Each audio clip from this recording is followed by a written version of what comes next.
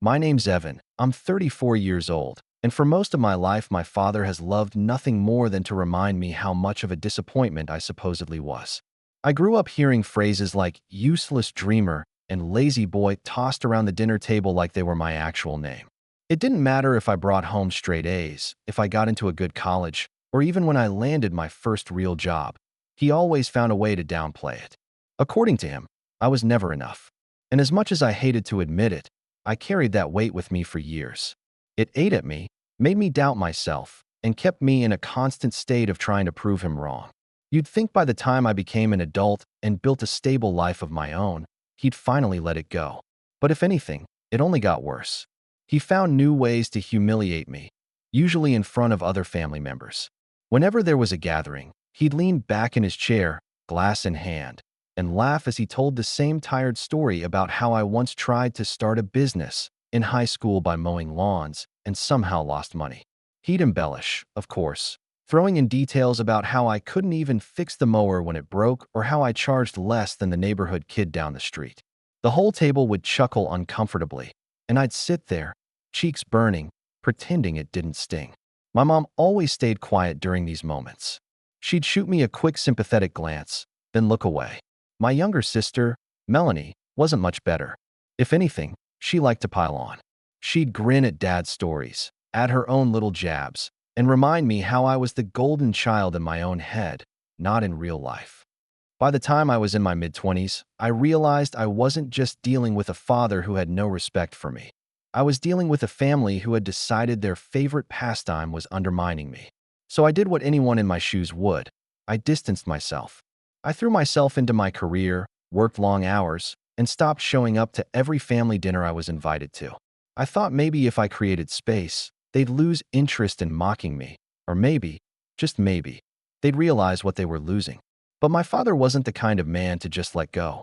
He wanted control, and my absence only seemed to make him more determined to remind me that, in his mind, I was still the boy who couldn't even handle a lawnmower. The breaking point came a few months ago, though I didn't see it coming. My dad had gotten into a bitter legal dispute with my late uncle's family over property. Somehow, in that mess, he decided I should be dragged into it. I tried to avoid it. I wanted no part in their endless squabbles, but before I knew it, I was subpoenaed. I had to sit in that courtroom, forced to listen as my father spun his narrative about how I was too irresponsible to be trusted with anything, not even a share of family property. And then came the words that still ring in my ears. My son can't even pay his own bills. He's always been a useless dreamer. I felt the room tilt for a moment. It was like being 10 years old again, sitting at that dinner table, every insult heavy on my chest. But this time, something was different. I wasn't the kid who had to take it. I wasn't even the young man quietly grinding to prove himself. I was a grown adult, with years of hard work behind me and a life I had built without him. And then, the judge leaned forward. He actually paused, looked straight at my father, and in the kind of calm, deliberate tone that cuts sharper than shouting, said, "He's been a senior surgeon for almost a decade." The air in the courtroom shifted. My dad's face went pale, like the blood drained out of him all at once. For the first time in my life, he had nothing to say. The silence that followed wasn't just uncomfortable, it was suffocating. I sat there, stunned, my heart hammering in my chest. After years of being painted as a failure, the truth had been laid bare in front of everyone, and it didn't come from me. It came from an authority my father couldn't dismiss, couldn't talk over, couldn't mock. That moment was just the spark, though, because what happened after, that's where things really started to unravel. After that day in court, you'd think my dad might have backed off. Most people, when publicly embarrassed like that, would at least learn to keep quiet. But my father wasn't most people. He had too much pride, too much stubbornness baked into his bones to ever admit he was wrong. Instead of easing up, he doubled down. The next week, I got a phone call from Melanie. She started off with her usual sugar-coated tone. "Hey, Evan, I just wanted to check in on you after court. Dad's been really upset, you know." That last part carried a subtle accusation, like I'd been the one to embarrass him, not his own reckless words. I stayed silent, letting her talk, because I could tell she had a script. She rambled about how Dad was just under stress and didn't mean what he said, then slipped in, almost casually, "Besides, you know how you come across sometimes. You don't really share your life with us, and it makes it look like you're hiding something. Maybe if you were more open, Dad wouldn't have felt like he needed to say those things." That was Melanie in a nutshell, always finding a way to twist the knife while pretending to soothe the wound. I told her I wasn't interested in debating my career choices or my father's inability to show basic respect. Her tone instantly shifted, sharp as glass. "You're always so defensive, Evan. It's no wonder Dad thinks you're ungrateful." Then she hung up. A few days later, Mom showed up at my apartment unannounced. She carried a container of food in her hands, but her eyes were heavy. "I just want peace in the family," she sighed as she sat down at my kitchen table. She explained that Dad felt humiliated and blamed me for letting the judge make him look stupid. I nearly laughed at the absurdity of it. The judge had spoken the truth, and somehow, I was the villain. Mom leaned in, lowering her voice like she was sharing a secret. "If you could just talk to him, maybe apologize, it would help calm things down." Apologize. That was her solution. Apologize for being publicly insulted, apologize for the career I'd built, apologize for finally having the truth spoken out loud. I told her I wouldn't be doing that, and her expression hardened. She left the food on the counter, stood up, and said, "I don't know what's happened to you. You used to be such a kind boy. Now it feels like you only care about yourself."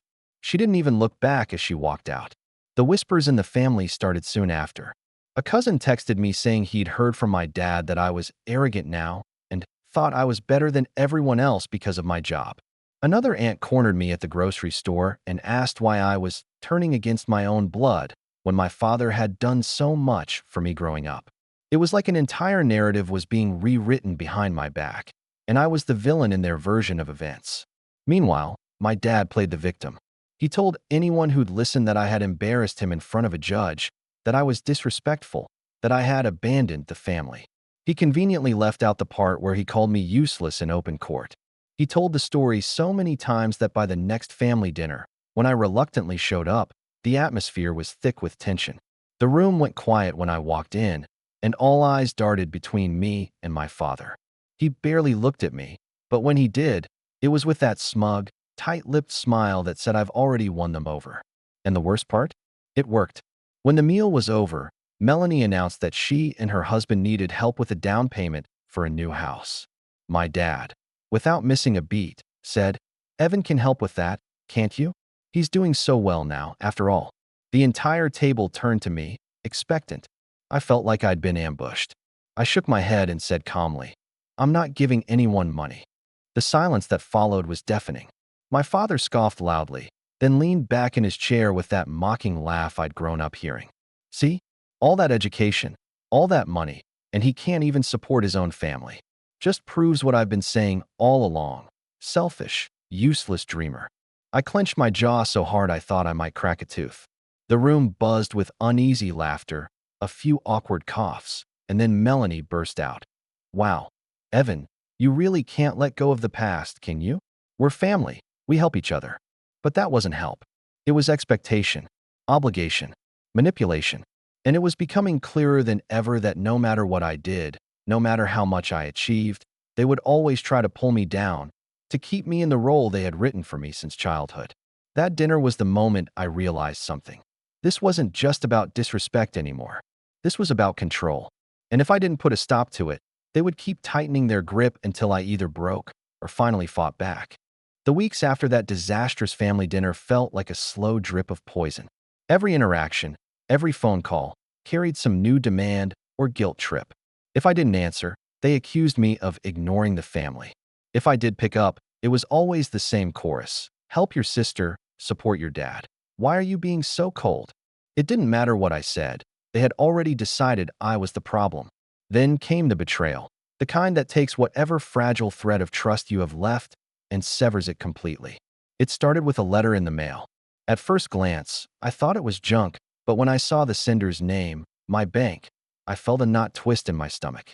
Inside was a notice. A loan application had been filed under my name, flagged for additional verification. I froze. I hadn't applied for any loan. When I called the bank, the representative hesitated, then explained that someone had attempted to co-sign using my information. The applicant? Melanie. I remember sitting at my desk, gripping the phone so tightly my knuckles went white. She hadn't even asked me. She had taken my personal information, likely something she'd gotten years ago when we were filling out family paperwork, and tried to use it to secure a massive loan. The bank caught it because the signatures didn't match and because, thankfully, I'd set up alerts for anything tied to my credit. The rage I felt in that moment is hard to describe. It wasn't just anger at the act itself.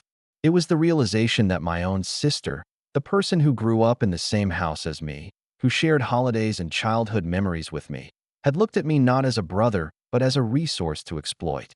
And I knew, without even asking, that my father was behind it. It was too brazen, too reckless, too entitled to be just Melanie's idea. I called her immediately. She answered on the second ring, her voice dripping with fake cheer. "Evan, how are you? I didn't waste time. Why did you try to take out a loan in my name?" There was silence for a beat, then a sharp exhale. "Oh, that. Don't be so dramatic, Evan. Dad said it would be fine. We were just trying to speed things up with the house. You make plenty of money. You wouldn't even notice. You stole my identity." I cut in, my voice shaking. "Do you understand that? That's a crime." Her tone hardened instantly. "Don't talk to me like that. We're family. You're supposed to help. Dad said you'd react like this, all self-righteous. But it's not a big deal. If the bank hadn't made a fuss, it would have gone through, and we'd all be better off." I hung up before I said something I couldn't take back. My hands were trembling as I set the phone down, my heart pounding in my chest. I wanted to believe it was just her, but deep down, I knew exactly whose fingerprints were all over this. The confirmation came 2 days later, when Dad showed up at my apartment unannounced. He walked in without even waiting for me to invite him, sat down on my couch like he owned the place, and said, "You made a fool of yourself with that bank nonsense. Do you realize how childish you look, making a big deal over paperwork?" I stared at him, speechless. He leaned forward, his voice low and condescending. "That loan would have helped your sister start her life. You think you're better than us because of your title and your paycheck, but you're not. You owe this family, Evan. Without us, you wouldn't be here." I felt something break inside me then. It wasn't just the trust, it was the illusion that, deep down, they cared about me at all. They didn't. To them, I was nothing but a bank account in human form, a punching bag when they needed someone to blame, a scapegoat when their lives didn't measure up. I told him to leave. He laughed as he stood, shook his head, and muttered, "Ungrateful. Always have been." Then he walked out, slamming the door behind him.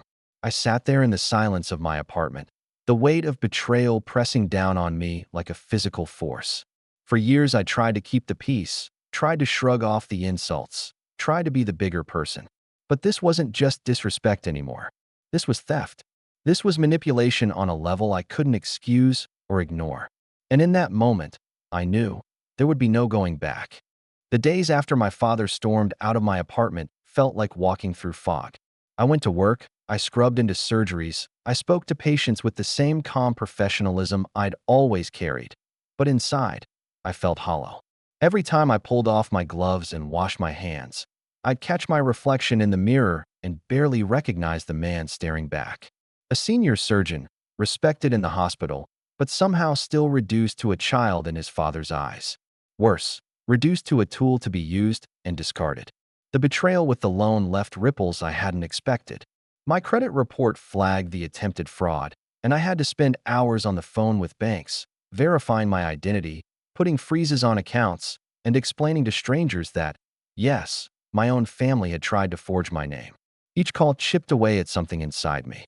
It wasn't just paperwork, it was humiliation. I had to say it out loud, admit it, make it real. My sister tried to take out a loan in my name. The more I repeated it, the heavier it felt. Meanwhile, the calls from family didn't stop. They weren't apologetic, they were hostile. Melanie left a voicemail crying about how I had ruined her chance at a future.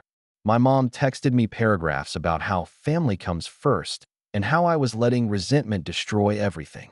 Even an uncle who I hadn't spoken to in years called to say I should let it slide for your father's sake. It was as if they had all agreed that I was the problem, not the theft, not the lies, not the betrayal, but me for daring to say no. I stopped answering. I silenced my phone, let the messages pile up, and focused on the quiet of my apartment. At night, though, it wasn't quiet.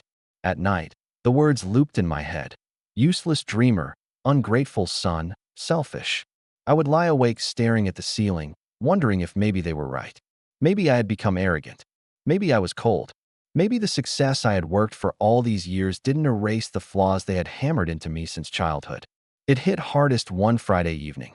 I had just finished a 14-hour shift, a surgery that dragged on longer than expected, and I came home to find an envelope slid under my door. No return address, just my name in my father's handwriting. My chest tightened before I even opened it. Inside was a single sheet of paper. Scrawled across it, in his sharp, impatient script, "You will regret turning your back on us. Blood is blood. You can't escape family." I sat on the floor, the letter trembling in my hands, and for the first time in years, I cried. Not a quiet tear, not a choked sob, but the kind of raw, shaking grief that comes when you realize the people who were supposed to protect you are the very ones destroying you. I hated that he could still get to me, still strip me down to nothing with a few sentences. But somewhere in that breakdown, something else stirred. I don't know if it was anger, or survival, or just exhaustion, but a thought took root. I can't live like this anymore. I couldn't keep letting their voices drown out my own. I couldn't keep pretending I was part of a family that saw me as nothing but a scapegoat and a wallet. The next morning, I started small. I called the bank again, set up even tighter security measures.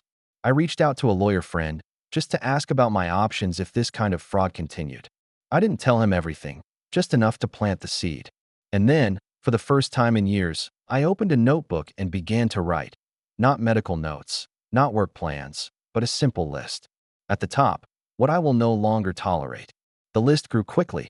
No more unannounced visits. No more financial manipulation. No more letting their words define me. By the time I put the pen down, my hand was shaking, but not from fear. From something else, resolve, maybe. The fog wasn't gone, but for the first time, I could see a faint outline of the path ahead. I wasn't ready yet. I was still wounded, still reeling. But I knew one thing. I was done being their victim. And sooner or later, they were going to see just how much of a useless dreamer I had really been. The shift didn't happen overnight. It wasn't some cinematic moment where I woke up one morning with all the pain gone and a clear plan in front of me. It was gradual, like the slow return of feeling in a limb that's been asleep for too long. But the more I leaned into my own life and away from theirs, the more I started to realize how much space they had been taking up in my head. Work, for one, became a sanctuary. I'd always been proud of what I did, but now I threw myself into it with renewed focus. I took on more challenging surgeries, mentored younger doctors, and accepted speaking invitations I would have avoided before. The hospital director pulled me aside one day and said, "Evan, you know you're becoming one of our cornerstones here." It floored me.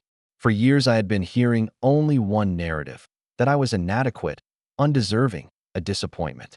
To have someone I respected acknowledge my value felt like oxygen after being underwater too long. The recognition spread outside the hospital walls.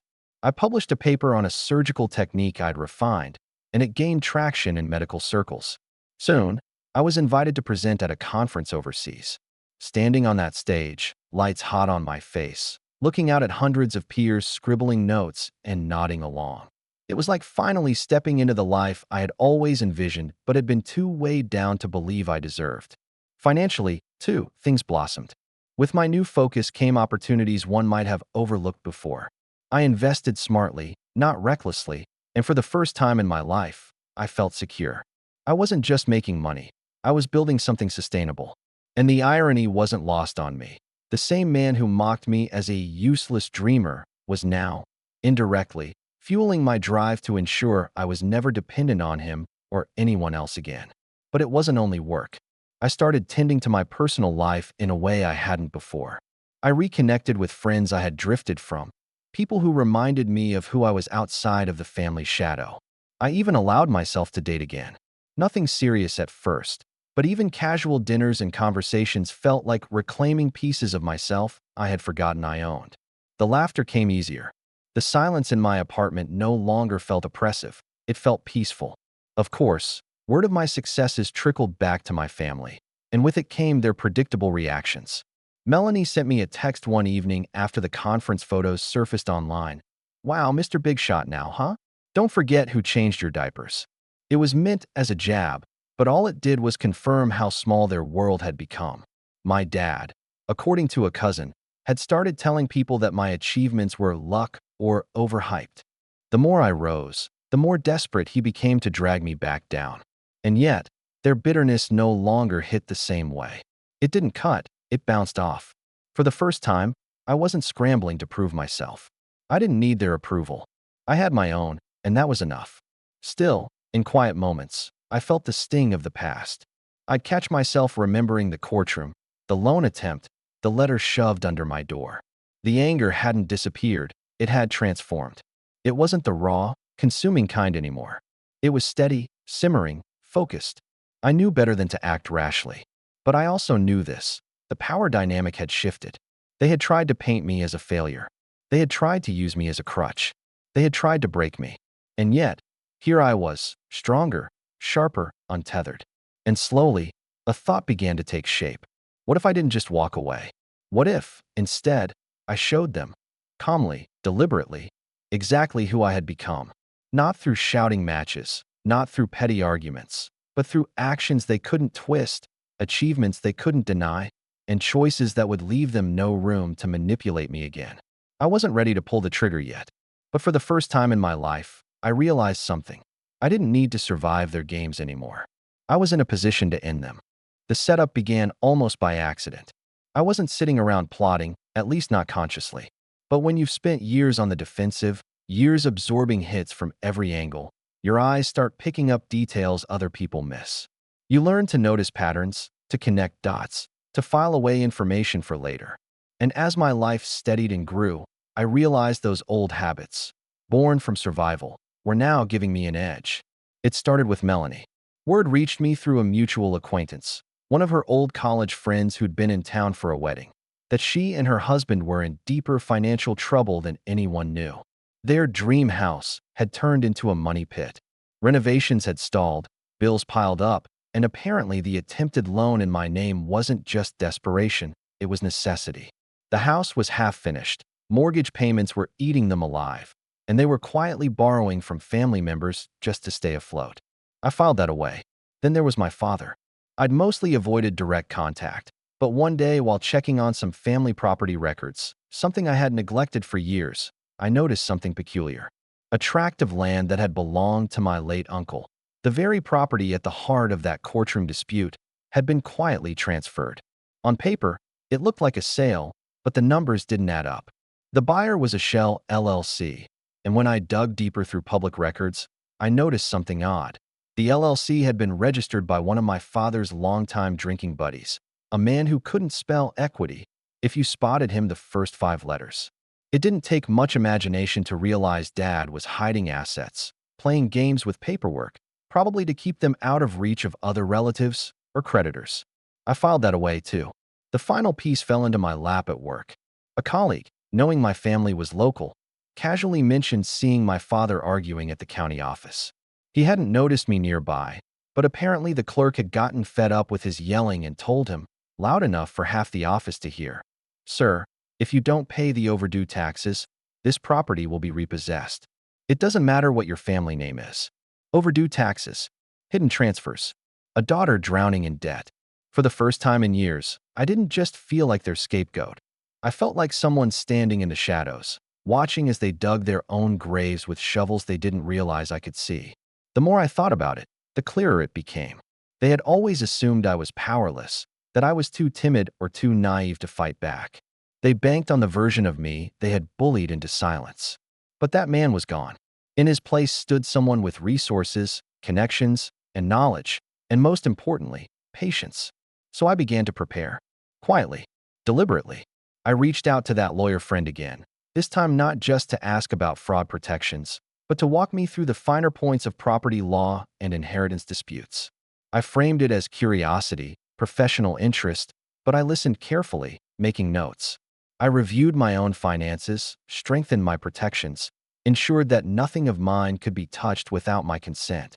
And then, slowly, I started gathering receipts, literal and figurative, copies of public records, notes from conversations, printouts of tax delinquencies, whispers I heard from mutual acquaintances. Each one went into a folder I kept locked in my office. Not because I was ready to use them yet, but because I knew a day would come when the opportunity presented itself. Every evening, when I sat in my quiet apartment with the folder on my desk, I felt the weight of it. It wasn't heavy physically, but symbolically, it carried years of insults, manipulation, betrayal, years of being told I was nothing. Now, finally, I had proof that the very people who mocked me were balancing on a house of cards. And when that house started to shake, I would be ready. I didn't rush it. That was the key. Revenge, at least the kind that leaves an echo, isn't about snapping back in anger. It's about patience. Timing.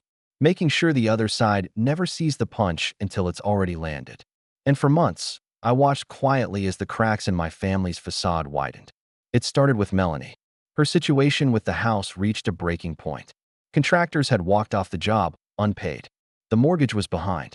She and her husband were juggling credit cards to cover groceries, but outwardly they still tried to project this image of moving up in the world.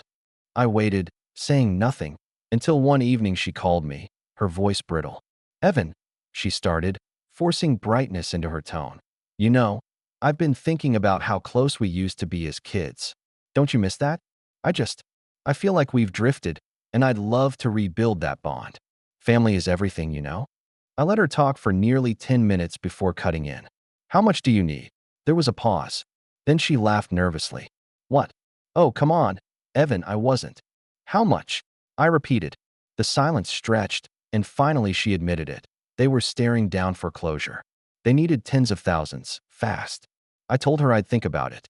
But instead of wiring her a cent, I sent an anonymous tip to the bank's fraud department about her prior attempt to co-sign under my name. I attached documentation I had carefully saved. I knew it wouldn't land her in prison, not yet, but it would put a red flag on any financial application she touched, which meant that when she and her husband tried to refinance to save the house, the doors slammed shut. The foreclosure notice came within weeks, and I never had to raise my voice, never had to lift more than a pen. Then came my father. His Shell LLC game had always been sloppy, and I suspected he counted on no one in the family being savvy enough to connect the dots. But I wasn't the boy who once got mocked for losing money mowing lawns.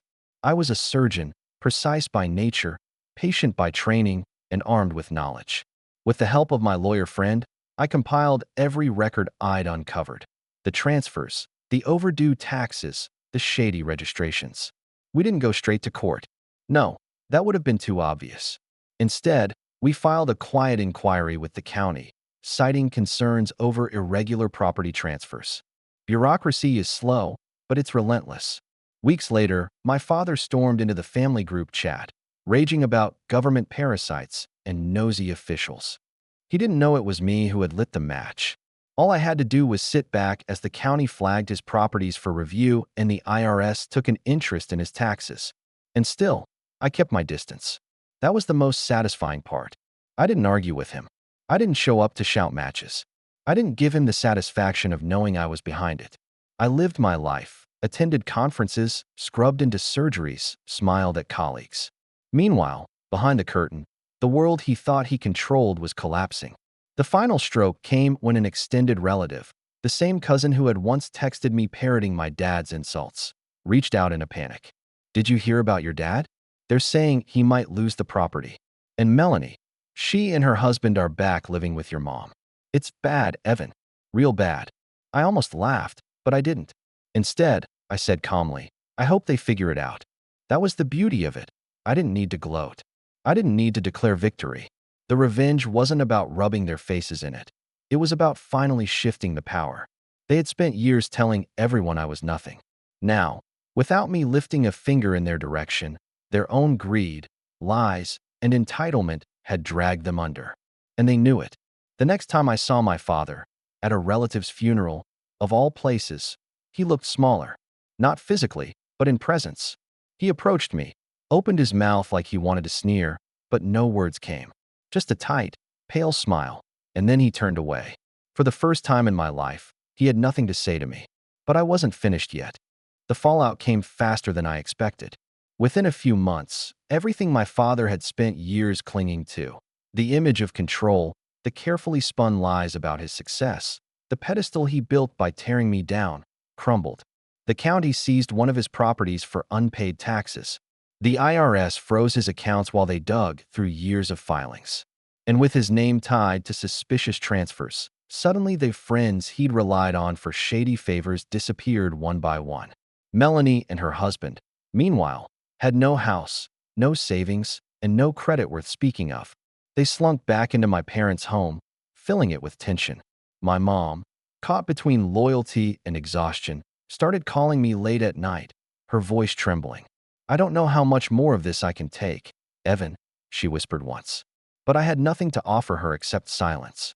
I wasn't going to be her bandage while she refused to stop bleeding for my father and sister. The whispers in the extended family shifted, too. The same relatives who once parroted my father's lines about me being selfish now avoided eye contact with him. At gatherings, conversations stopped when he walked in. The humiliation he once loved to heap on me now lived squarely on his shoulders. He tried to fight it, of course, tried to spin news stories about how he was being persecuted, how the government had a vendetta against him, how Evan turned cold and abandoned us. But this time, no one laughed along. No one nodded. They just looked at him the way you look at a man ranting on a street corner, bitter and broken. And me? I lived. I thrived. My career continued to rise. My name gained recognition, and my circle of friends and colleagues grew stronger. For once, my life wasn't defined by what they said or didn't say. I had stepped out of their shadow, and they had collapsed under the weight of their own entitlement. The final moment came one Sunday morning. I was leaving a cafe downtown when I saw him, my father, sitting alone on a bench. His clothes were wrinkled, his face drawn, his shoulders hunched. He looked up, and for the briefest moment, I saw a recognition flicker in his eyes. The man who had once towered over me, mocking me at every chance, now looked small, powerless. He opened his mouth, maybe to ask for help, maybe to beg for something. Money, forgiveness, I'll never know. I didn't stop walking. I met his eyes, calm and steady, and simply said, "You were wrong about me." And then I left him there, sitting in the silence he had once weaponized against me. For the first time in my life, it wasn't me who carried the weight of his words, it was him. And that was the most satisfying revenge of all.